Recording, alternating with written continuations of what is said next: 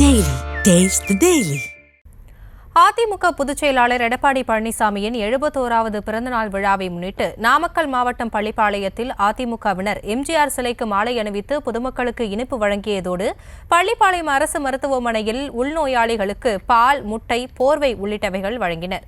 இதுகுறித்த விவரங்களோடு இணைக்கிறார் எமது செய்தியாளர் தங்கமணி விவரங்களை வழங்கலாம். ஆஷ்னி, வணக்கம்.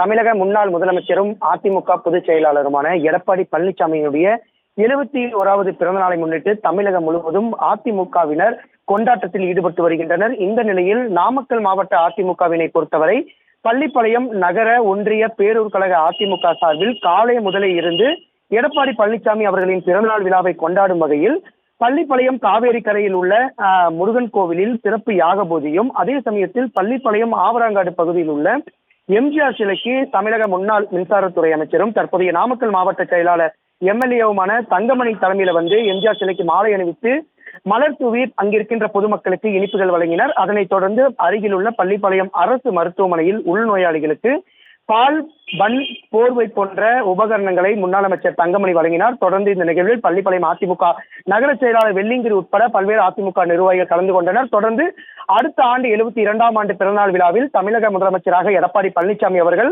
ஆட்சியில் அமர்வார் என முன்னாள் அமைச்சர் தங்கமணி தலைமையிலான அதிமுகவினர் சபதங்கள் எடுத்துக்கொண்டனர். விவரங்களுக்கு நன்றி தங்கமணி. Taste the Daily.